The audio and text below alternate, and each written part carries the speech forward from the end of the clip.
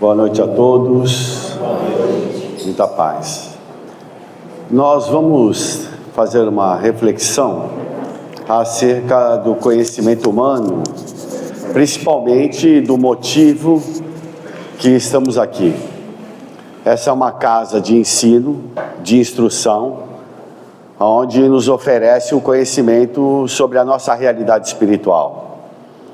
Para que nós venhamos a receber esse conhecimento, houve uma trajetória através dos milhares de anos até culminar com o dia de hoje. Então todos nós somos um produto do nosso esforço, da nossa determinação, da nossa coragem, do nosso enfrentamento. Porque se há 3,5 milhões de anos atrás vivíamos numa gruta, numa caverna, onde um ser rudimentar, primário, que saía para conquistar a sua comida, desafiava o medo, ele, nessa trajetória, nesse percurso, ele foi criando condições, através também não só da necessidade, mas da curiosidade, como fala o escritor Yuval Harari, judeu, onde ele fala que a curiosidade levou o ser humano a desenvolver as suas potencialidades intelectuais. É tão interessante isso, que se vivíamos numa caverna, sem nenhuma condição de conforto, e hoje nós vivemos na nossa casa, um apartamento, onde você tem uma cama, um lençol, um travesseiro, todo conforto, com televisão, com internet. Então nós conquistamos isso. Isso tudo foi uma conquista nossa. Nada veio de graça. É através do esforço, porque nós desenvolvemos a nossa intelectualidade, a nossa inteligência nesse caminhar. E nesse caminhar, o conhecimento também, ele trouxe muitas aberturas para suprir as nossas necessidades. Falando um pouco na área da filosofia médica, por exemplo, onde nós vamos voltar um pouco no tempo, há 2.600 anos atrás, onde vão nascer duas escolas na Grécia Antiga, onde vai desenrolar toda a medicina atual. Nós poderíamos dizer que na cidade de Atenas, nós temos lá a orientação dos seus alunos através das artes, aonde vai desenvolver as potencialidades da alma, do espírito, do belo, onde a imaginação vai vigorar. E nós poderíamos afirmar que na cidade de Esparta, nós iríamos ganhar através da disciplina, da força, do militarismo, da coragem, as potencialidades que nós necessitamos utilizar nos dias de hoje. E nós podemos afirmar que Esparta trouxe grandes vantagens para nós, como Atenas também trouxe grandes vantagens. Atenas nós temos a escola de Cos, em Esparta nós teremos a escola de Quinidos. Cos e Quinidos seria a espiritualidade e a outra a parte mais material. A espiritualidade, ela vai iniciar a sua trajetória dentro da filosofia médica com Paracelso. E aqui em Esparta, a escola de Quinidos, nós dentro dessa filosofia médica, nós vamos iniciar com Galeno. E Galeno vai perdurar por 1.300 anos dentro da área da medicina, onde Galeno vai nos oferecer, vai desenrolar na alopatia, e poderemos entender que Paracelso vai desembocar na homeopatia, um vendo uma parte da matéria, o outro vendo a parte da alma, do espírito. Então todos nós fomos bebendo dessas fontes, desse trilhar da vida. O conhecimento, ele foi sendo conquistado com o tempo, na busca incessante do ser humano, na ânsia de crescer e de encontrar bem-estar.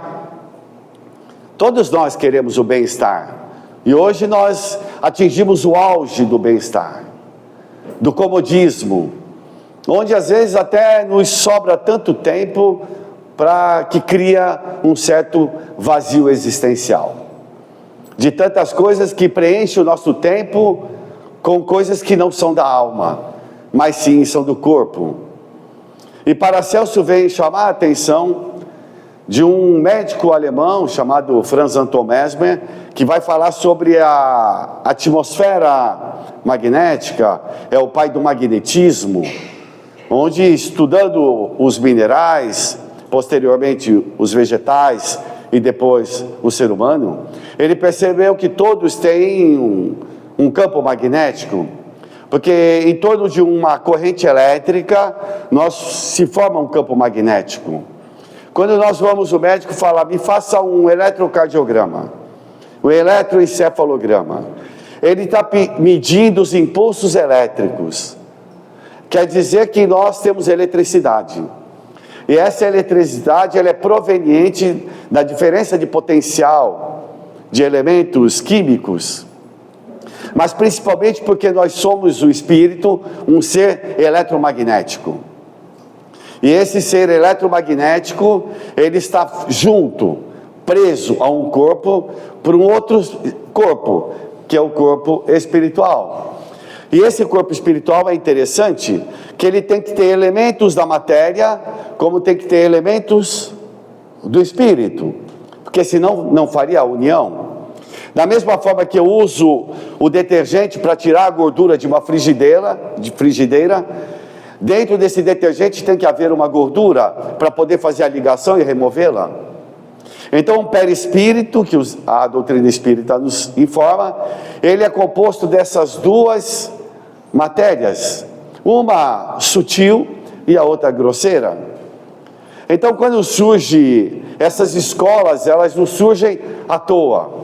Parece que há uma certa ordem no universo, parece que há um certo comando, que as coisas vêm caminhando de acordo com o comando. Da mesma forma que um reitor dirige uma universidade, que tem ali os seus professores, os seus alunos, parece que o universo tem uma força estranha que comanda tudo e a todos, mas essa força, ela é perfeita, porque não existe falhas dentro do nosso universo.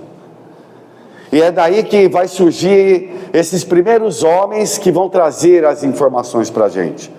Quando o Franz Anton Mesmer fala do magnetismo, Allan Kardec na doutrina espírita vai falar de uma atmosfera espiritual. Todos nós temos uma atmosfera. Por exemplo, às vezes a pessoa é uma pessoa triste, melancólica, depressiva. Ela tem uma atmosfera com essas características. É capaz de você encontrar uma pessoa dessa na rua e conversando você fica com dor de cabeça. E ao contrário, uma pessoa otimista, alegre, jovial, você também sai dali com um certo vigor, porque você captou essas informações dela, do campo magnético. Então ele vem nos informar que o meu campo magnético interfere no seu e o seu interfere no meu. Então nós temos responsabilidade em todos os lugares que nos encontramos, em interferir no campo do outro e não permitir que o outro interfira no nosso campo, quando não é desejado. E é interessante isso para ilustrar. Certa noite minha mãe me chamou e pediu que eu desse um passe nela. E eu falei, mãe, eu não estou bem hoje, eu estou com dor de cabeça, eu não estou bem. E ela falou assim, não, mas me dá um passe. A mãe sempre acha que o filho é coisa boa, aí não importava, dá o passe. E eu falei, mas mãe, eu insistia que não, e ela insistia que sim, até que eu falei, então seja o que Deus quiser. Fui lá e apliquei o passe nela, apliquei, e peguei e fui embora, era à noite. Fui para casa. No dia seguinte de manhã eu liguei para minha mãe. E aí mãe, como é que foi? Dormiu bem? Ela falou, você não acredita, depois que você me deu o passe, eu não dormi mais. Quer dizer, ela pegou, absorveu aquele meu campo atmosférico, aquele meu temperamento que estava ali exteriorizado, e eu dormi bem, porque eu deixei com ela. Então o Franz Anton Mesmer vem nos dar algumas dicas para que nós possamos utilizar desse campo. Não vamos entrar nas minúcias, porque o tempo não dá. Mas nós podemos, por exemplo, isso não é coisa de doido, mas vocês sabem que cada célula é um ser vivo. E esse ser vivo, ele tem uma vida, ele tem uma, entre aspas, uma inteligência, porque ele obedece uma função, ele forma um grupo ali que forma um órgão, esses órgãos formam um sistema, esses sistemas formam um corpo. Então, está tudo muito engrenado, bem direcionado. Eu não preciso falar para o meu coração, funciona. Ele funciona. Tem situações que acontecem e a gente não percebe. E uma coisa que é interessante, nós não agradecemos. Por exemplo, estamos respirando. Normal. Mas pergunta para quem tem asma, para quem usa aparelhos para respirar, a dificuldade que é, né? Então, o corpo ele está funcionando plenamente. E você é o comandante do seu corpo. Você é o comandante do seu corpo. Quando você dá uma voz de comando, ele obedece. Vocês têm dúvida disso? Jesus falou assim: homens de pouca fé, porque ainda nós temos pouca fé. Eu acho que eu não sei se eu falei aqui, quando eu fui fazer uma cirurgia de vista, falei, eu vou repetir, para que a gente entenda isso. Quando eu fui operar essa minha vista pela primeira vez, não, eu já tinha operado pela primeira vez, tive um problema sério, fiquei 1 ano tratando, e o médico estava com muito receio de operar a segunda vez, muito receio, por conta da situação que se encontrava a lente, eu acabei adquirindo um glaucoma e assim por diante. Então ele ficou 1 ano cuidando de mim.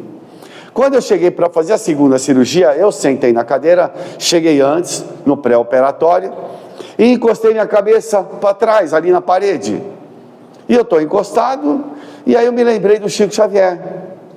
E aquela vozinha dele, mansa, marota, veio na minha mente. E eu comecei a conversar com as minhas células, as células oftálmicas, meus bastonetes, comecei a conversar. Falei com eles do ano que nós passamos, porque nós passamos, eles também enfrentaram grande dificuldade. E eu falei que eles tivessem paciência, que nós iríamos sofrer uma nova agressão. Eu pedia desculpas, mas que nós teríamos que passar por isso. E que eles suportassem bem, porque eu precisava de cada uma dessas células. Que elas fossem companheiras, que nos ajudassem para que tudo corresse bem. Eu não havia bebido, nada disso. Falei automaticamente, não havia planejado. E aí entrei no centro cirúrgico e o médico me botou deitado, ele veio por trás e olhou os meus olhos e soltou um palavrão bem alto. E aí ele chamou os outros médicos, ele tinha muito receio, porque eu tive um dia antes, no consultório, ele me examinou, e no dia seguinte, lá no centro cirúrgico, ele falou: eu nunca vi isso, a lente saiu do lugar, que era o temor que ele tinha de tirar a lente, e que precisaria tirar para colocar uma nova lente, e a lente saiu do lugar. Ora, como eu não havia me programado, foi uma coisa espontânea, foi sincera e verdadeira, eu acredito que nós, de alguma forma, contribuímos para que isso acontecesse. Porque não estamos falseando. Quando você é verdadeiro e usa da dignidade, porque que você recebe todos esses favores do divino, e naquele momento é um momento muito íntimo e particular, então nós temos grande chance de dar certo. É a mesma coisa que às vezes as pessoas ficam fazendo preces e preces e preces, e quando você está num momento, às vezes, desesperador, e você só fala: meu Deus, pronto, aquilo bastou, porque foi verdadeiro, saiu lá de dentro de você. E quando isso acontece, eu acredito que seja aquela fé, que você agora está municiado de fé, porque você tem a certeza daquilo, porque você está sendo verdadeiro. Então, passamos de Franz Anton Mesmer para um outro médico alemão, chamado Samuel Hahnemann, que vai Sofrer a escola de Paracelso, que vai ser o fundador da homeopatia, que vai falar sobre o vitalismo, a nossa vitalidade, o nosso vigor que todos nós temos e que todos nós devemos respeitar e cada vez mais municiar esse vigor. Mas como é que eu posso fazer isso? Respeitando o seu corpo. Como é que eu respeito o meu corpo? Comendo de uma forma satisfatória, fazendo exercícios, lendo bons livros, vendo bons filmes, boas conversas. Tudo isso alimenta o seu corpo. Mas ver um filme alimenta o corpo? Lógico que alimenta. Você ativa o seu sistema emocional, você vai descarregar uma série de endorfinas. Isso tudo vai fazer um bom funcionamento do teu corpo. Agora imagine um filme de terror. Vocês já ouviram essa palavra? Terror. Eu tenho até medo, eu não vejo filme de terror. Eu tenho medo, eu fecho os olhos, eu não gosto disso. Vocês já repararam, quando a gente era criança, quando eu fui embalar meu filho pela primeira vez, a gente sempre reproduz o que os pais fizeram, né? Aí eu comecei, nana, nenê, que a Cuca vem pegar, que a Cuca vem para papai, foi na roça, a mamãe volta já. A criança está abandonada. O pai foi na roça, a mãe volta já. Olha só, terror. Aí de novo, não dormiu. Boi, boi, boi, boi da cara preta. Pega essa criança. Meu Deus do céu. Aí a criança, aí você fala, não, a historinha do Chapeuzinho Vermelho. O lobo mau engoliu a avó dela. Olha só, coisa doida. Aí a criança faz xixi na cama, você acha que tem a criança que tem problema. Não, o problema é o pai, nós pais, que ficamos incutindo o terror. Não era assim? Educação lá no passado? Moisés, não faça isso, não faça aquilo, não faça isso. Era o mandamento, eu mando, você obedece. Se não obedecer, vai para o inferno. Era? Isso tem 4.000 anos, quase 4.000 anos. Aí a educação mudou. Quando vem Jesus, já muda a educação. Um é mandamento, outro é ensinamento. Então, quando chega o Hahnemann ele vai falar sobre essa parte vital, da importância que nós temos em preservar o nosso corpo. Olha, você tem gasolina para até os 80 anos. Abusou muito, vai embora com 70. Perdeu 10 anos por conta de mau uso. Então, o que a gente deve fazer o máximo possível é cuidar do corpo. Por exemplo, quem foi na praia semana passada? Levanta a mão. Olha, até que esse centro aqui tá bom. Tem aí uns 10% aí. E na praia é bom, não sei se vocês sabem, né? Quando você vai no médico, ele faz aquela receita, vários elementos químicos, né? Vai te dar um magnésio, manganês, silício e uma série de coisas. Você vai na praia, você vai adquirir isso. Você vai adquirir, andar na praia ali na beira-mar, faz um bem danado. O máximo que pode acontecer é pegar um bicho geográfico. Mas passa um gelo, tem lá um remédio e acabou. Mas andar na praia faz bem. E vou falar mais uma coisa, se você mergulhar no mar, melhor ainda. Porque foi do mar que nós saímos. O mar é a nossa casa. Quando você está na barriga da mamãe, você está naquele líquido amniótico, é o soro da gente. Então faz bem. Passando mais uns 100 anos, aí vai chegar a doutrina espírita. Aí que vai chegar a doutrina espírita. Então a doutrina espírita, ela não veio do nada. Teve todo esse caminho a ser percorrido. Eu citei 3, 4 personagens, mas foram centenas, milhares de pessoas que vieram trazendo essas informações. Eu não citei mulheres, porque a mulher sempre foi tolhida naquela época. Mas eu posso citar uma mulher que foi a única pessoa que ganhou 2 prêmios Nobel, que foi Marie Curie, que ela vai descobrir um elemento, o césio, e depois um elemento químico. E ela vai morrer da doença de um câncer por conta de se contaminar com o césio. Então a gente às vezes não cita porque a sociedade sempre foi machista, mas nós vamos fazer um dia uma palestra onde eu falo só sobre as grandes mulheres da nossa história que trouxeram não só o conhecimento, mas trouxeram alguma coisa que vem junto com o conhecimento, que é a paciência, a tolerância, a resignação, aonde ela vai ensinar o masculino a usar bem o conhecimento. Não foi mulher que desenvolveu a bomba atômica. Não foi ela. Para que a gente entenda que às vezes você tem muito conhecimento, mas não faz bom uso do conhecimento. Então, quando surge a doutrina espírita agora, ela vem calcada exatamente na ciência.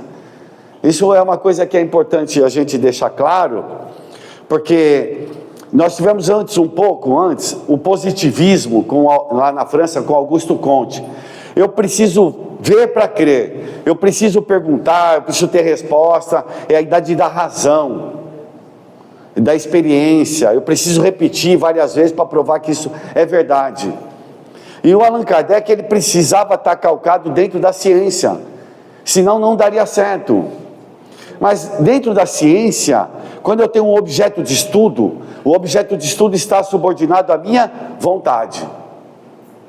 Quando o objeto de estudo do Allan Kardec, quem eram? Os espíritos. O espírito não está subordinado à vontade dele. Ele não via, ele não sabia quem está entrevistando. Então, ele precisava encontrar um método científico diferente daquele que é utilizado com a matéria.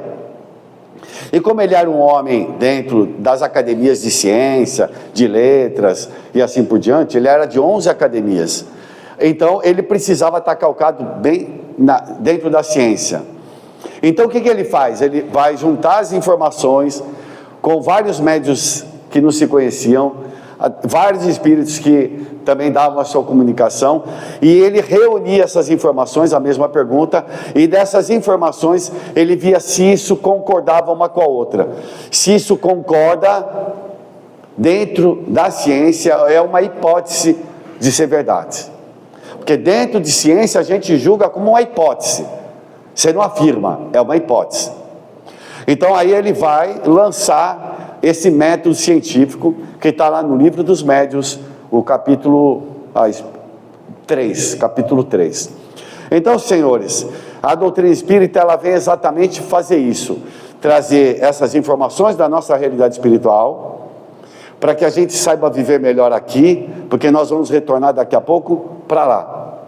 Nós não somos daqui, nós somos de lá. Não sei se vocês sabem, todos nós vamos morrer um dia, e vai morrer, e não tem jeito. Então tem que se preparar para morrer, para poder ter uma vida melhor no mundo espiritual. Nós não estamos recebendo todas essas informações à toa, não é à toa. Quando os espíritos falam, Joana de Anjos fala assim, tudo começa com o pensamento. Tudo começa com o pensamento. Então, ela fala assim, eduque o seu pensamento. Aqui, nós escondemos um do outro nossos pensamentos. A carinha de santo, isso, aquilo, a gente esconde um do outro. No mundo espiritual, vou falar para vocês, não esconde. Lá prevalece a verdade. Por isso que Jesus falava assim, em verdade eu vos digo. Porque aonde não existe a verdade, no mundo espiritual é revelada. Porque é exteriorizado. O teu campo magnético exterioriza a sua bondade ou a sua maldade. Vai exteriorizar os seus vícios ou as suas virtudes, né? Então, para que a gente entenda um pouco, tem um livro chamado O Céu e o Inferno. O que é isso? São depoimentos de pessoas que desencarnaram e vão relatar como elas se encontram no mundo espiritual. Olha que legal. Aí você vai lendo as mensagens lá, você fala, poxa, eu sou mais ou menos parecido com esse aqui. Aí o outro, ixi, ainda sou com esse, olha, vou sofrer mais. Aí eles vão mostrar como é que ele se encontra no mundo espiritual. Então a doutrina espírita, ela vem acabar com a morte não mais existe.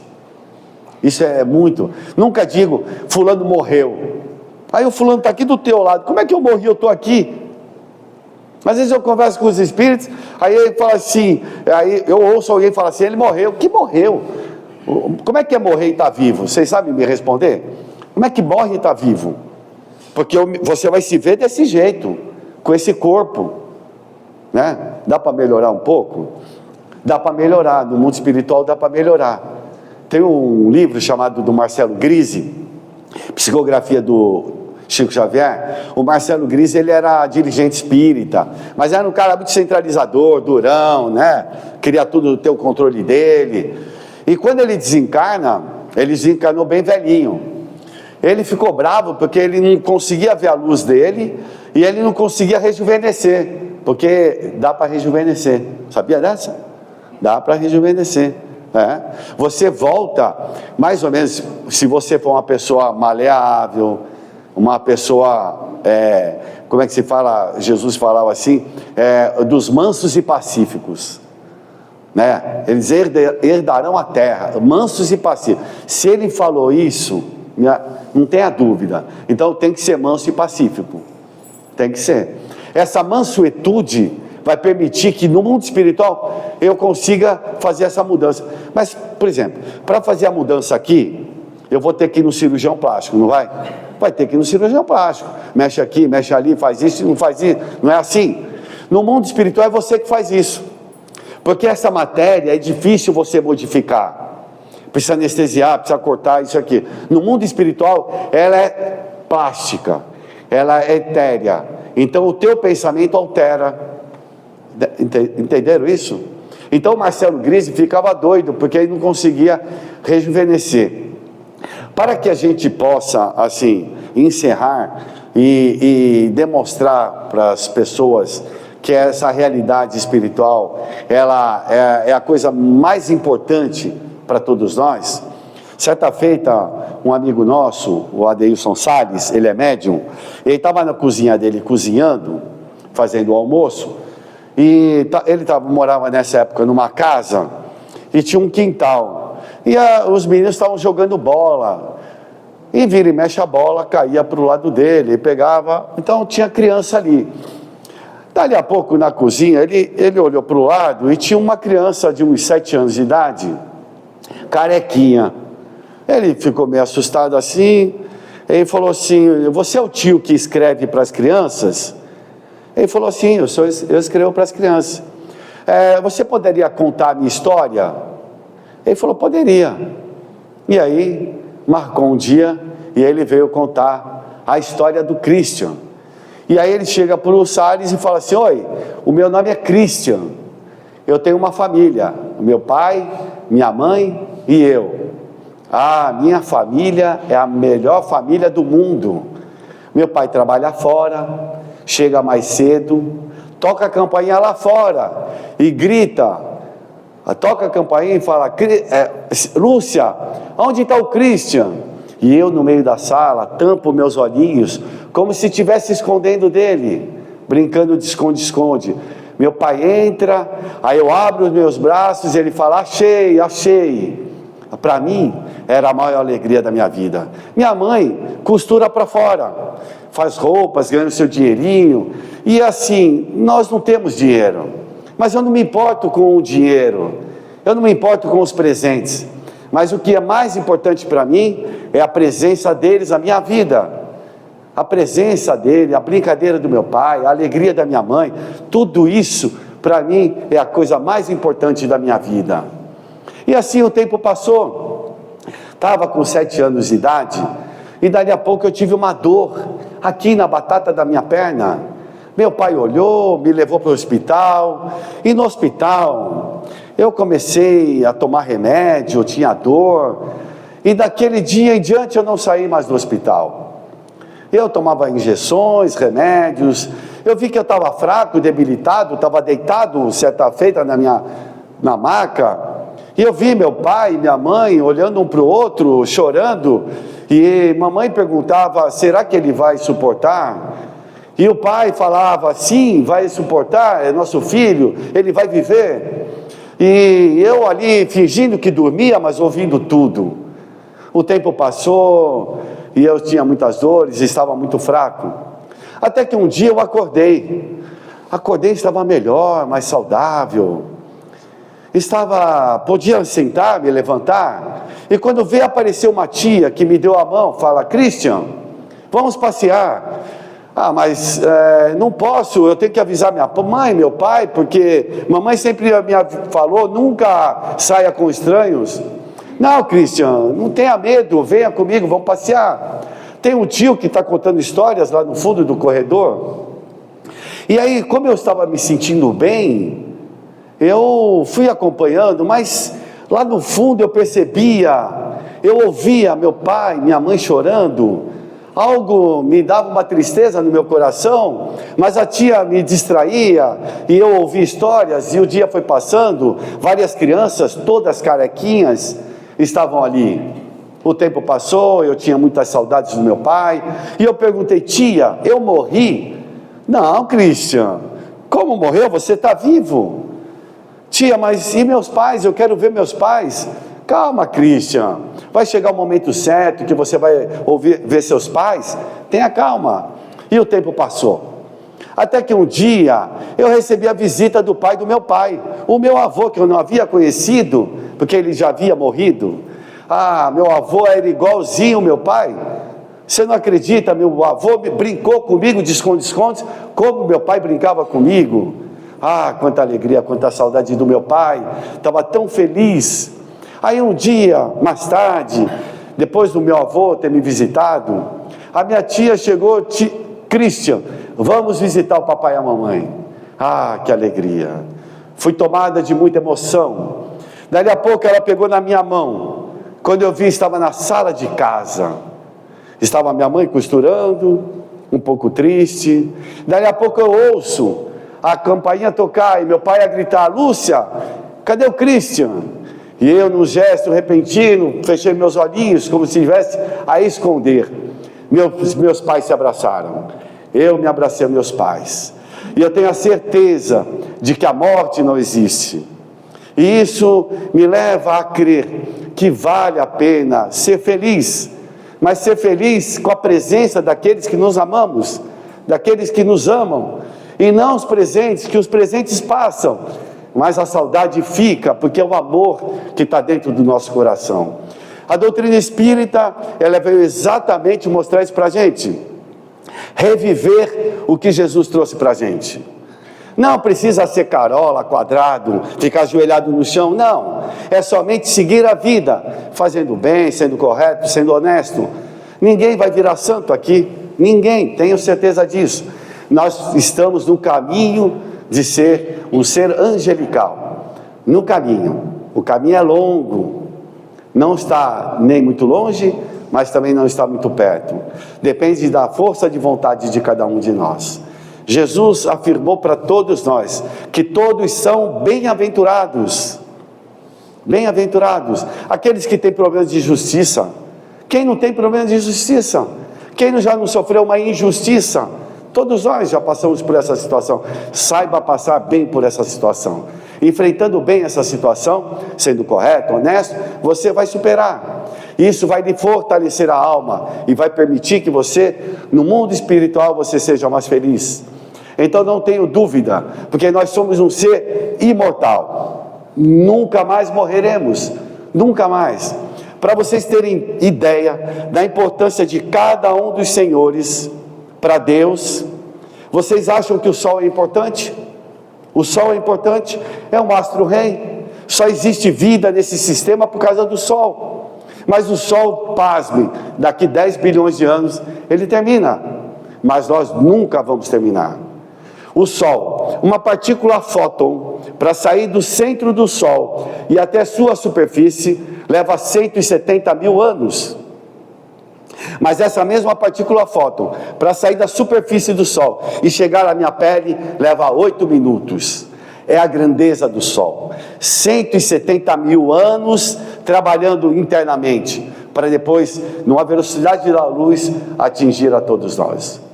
O Sol um dia vai acabar. Nós nunca vamos morrer. Nós um dia seremos o Sol da vida na parte divina. Seremos o sol da vida para cada um de nós. Quando Samuel Hahnemann fala que a cura é pelo semelhante, é o meu semelhante que me cura. Eu preciso viver com o meu semelhante. Eu preciso enfrentar junto com o meu semelhante, porque é essa pessoa que vai me ensinar a viver melhor. Então, a doutrina espírita nos oferece esse cabedal de oportunidades para a gente ser feliz. Eu desejo a todos uma boa noite e até uma próxima oportunidade.